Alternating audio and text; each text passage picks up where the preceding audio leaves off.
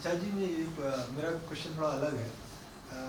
मैं ये जानना चाहता हूँ कि जैसे अगर अपने खुद के घर में मुझे अपने ही परिवार जनों से अपने भाई हो गए या सिस्टर हो गई, उनसे हमको इन्फीरियोरिटी कॉम्प्लेक्स होने लगे, तो उस चीज़ को हम कैसे हैंडल कर सकते हैं? या ये जो हमको हो रहा है कॉम्प्लेक्स, ये कुछ गलत? तुम्हें हो नहीं रहा, तुम्हें पता चल रहा है कि तुम्हें हो रहा है। सबको है, सबको है। तुम्हें पता चल गया, अच्छी बात है। गुप्त रोग सामने आ जाए तो बुरा थोड़े ही है।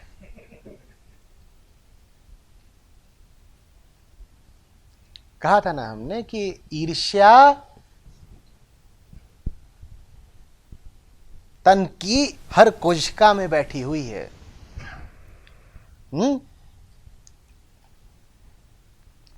अहम वृत्ति का मतलब ही होता है हीन वृत्ति।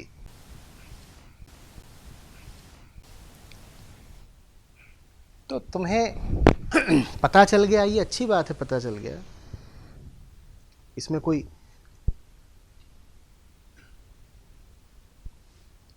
बड़ा विलक्षण काम नहीं हो गया। इतिहास को देखोगे तो भाई ने भाई को हमेशा मारा है।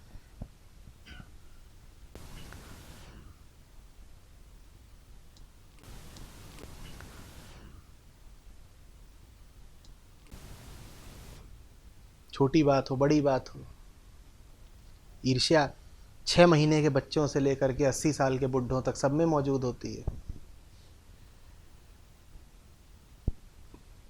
तो तुम अलग प्रश्न क्या पूछ रहे हो? अच्छा, मुझे ऐसा लग रहा है, मतलब मुझे ये फीलिंग आ रही थी कि जैसे सबको ऐसा नहीं होता है कि सबको सब या फिर सबको सब। सबको सबको कुछ इतने सजग नहीं होते कि उन्हें पता चल जाए कि भीतर ये भावना उठ रही है, और कुछ इतने डरपोक होते हैं कि जब ये भावना उठती है तो उसको दबा देते हैं, छुपा देते हैं, व्यक्त नहीं करते।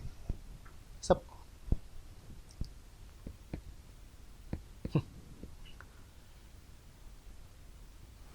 तो क्या आचार्य जी, आपको भी ईर्ष्या होती है? अरे, ये क्या है? ये वही करेगा जो इसे करना है।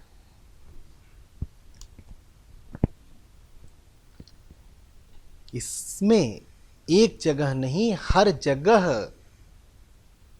भय का, ईर्ष्या का, लोभ का, मोह का वास है लगातार।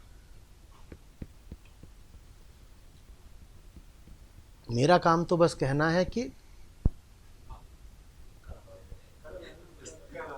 कल आना। द्वार वो मेरा भी खटखटाती है जैसे तुम्हारा, बस मैंने बाहर लिख रखा है। आप उसको भगा देते हो, मैं उसको एंटर कर देता हूँ।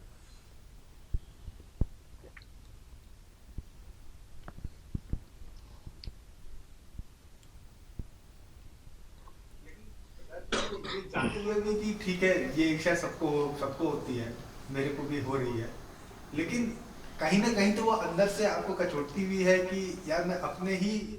ये सब करने का समय कहाँ से आया तुम्हारे पास? मैं तुम्हारे सामने बैठा हूं, मुझे फुर्सत कहाँ है कि मैं ईर्ष्या के लिए दरवाजा खोलूं? वो खटखटाती भी रहेगी, मुझे पता ही नहीं चलेगा। मैं मगन हूं तुम्हारे साथ। तुम्हें फुर्सत कैसे मिली?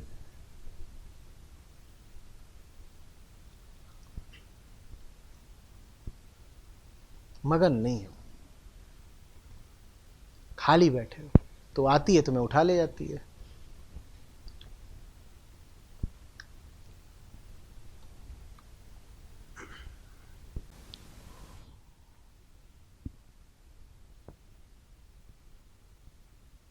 ईर्ष्या आई, मैं ईर्ष्यालु हूं, इन दोनों के बीच में जो संभावना है उसका नाम तुम हो।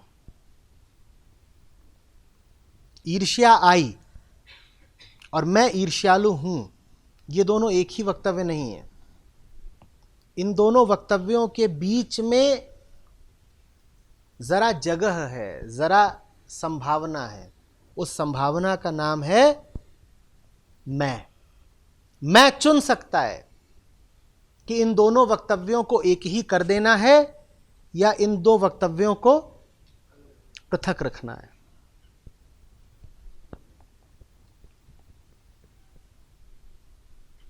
आएगी ये पक्का है, ईर्ष्या आई ये पक्का है। मैं ईर्ष्यालु हो गया ये तुम्हारे हाथ की बात है। आचार्य जी, अहंकार भी क्या ईर्ष्या जैसे ही भाव है? अहंकार कोई भाव नहीं है। अहंकार तुम्हारा होना है, तुम्हारी हस्ती है। अहंकार कोई एक भावना नहीं है। अहंकार मूल भावना है, मैं भावना है। जिस भी भावना को तुमने कह दिया मैं भावुक हुआ, वहां अहंकार है। समझना, इसको ऐसे कहा जाए कि ये शरीर है, ये मस्तिष्क है, इनकी अपनी वृत्तियां हैं, वो चलती रहती हैं।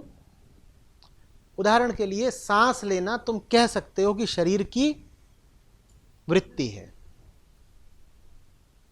ये सब वृत्तियां शरीर की हुई, तुम अलग हो और तुम्हारी एक ही वृत्ति है। तुम्हारी वृत्ति है चिपकना। शरीर की वृत्ति है सोना मांगना, पानी मांगना, भोजन मांगना, ठीक।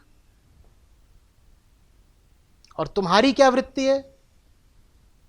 चिपकना। तुम्हारी एक ही वृत्ति, आसक्ति, तादात्म्य। तो सारी भावनाएं किसको उठती हैं? शरीर को उठती हैं। भावना, विचार, ये सब मस्तिष्क की तरंगे हैं, ये सब भीतरी रसायनों का खेल है। तो भावना किसकी वृत्ति है? शरीर की वृत्ति है। लेकिन उस भावना के साथ संपृक्त हो जाना किसकी वृत्ति है? तुम्हारी। तो भावना के उठने पर तुम्हारा जोर नहीं है, पर भावुक हो जाने पर तुम्हारा जोर है।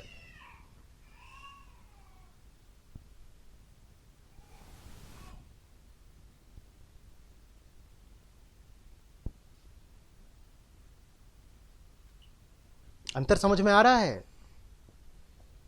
शरीर को वृत्तियां उठेंगी ही उठेंगी, वो यंत्र है, वो उसकी प्रकृति है, उसमें कुछ चीजें होंगी, उसमें ईर्ष्या भी सम्मिलित है, उसमें डर इत्यादि सारे विकार सम्मिलित हैं, वो सब शरीर में होते ही होते हैं। तुम इनसे संबंधित मत हो जाना। ईर्ष्या उठी, मैं ईर्ष्यालु हो गया, इन दोनों के बीच में मैं कह रहा हूं जरा सा फासला है, उस फासले का पूरा उपयोग करो।